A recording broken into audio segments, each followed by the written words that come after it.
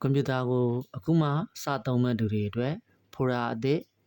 ပြုလုပ်နည်းလေးကိုပြောပြပေးမှာဖြစ်ပါတယ်။ဟုတ်ကဲ့မင်္ဂလာပါ။ကွန်ပျူတာကိုအခုမှစသုံးမဲ့သူတွေအတွက်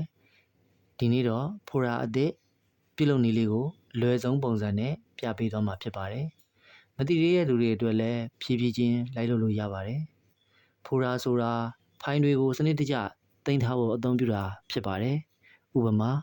ဓာတ်ပုံတွေသင်ခန်းစာတွေဗီဒီယိုတွေကိုအုပ်စုခွဲထားလို့ရပါတယ်။အခု desktop ပေါ်မှာဖိုရာအသစ်တစ်ခုပြုလုပ်ကြည့်ရအောင် mouse ကို desktop ပေါ်မှာတင်ထားပါပြီးရင် mouse ရဲ့ညာဘက်ခလုတ်ကိုတစ်ချက်နှိပ်ပါဒါကို right click နှိပ်တယ်လို့ခေါ်ပါတယ်မပေါ်သေးရင်နောက်တစ်ချက်ထပ်နှိပ်ကြည့်ပါမီနူလေးပေါ်လာပါလိမ့်မယ်အဲ့ဒီထဲက new ဆိုတာကိုရှာပါအလယ်နားလောက်မှာရှိတတ်ပါတယ်new ဆိုတာပေါ် mouse ကိုတင်ထားရရင်ဘေးမှာမီနူအသစ်ပေါ်လာတာပါလိမ့်မယ်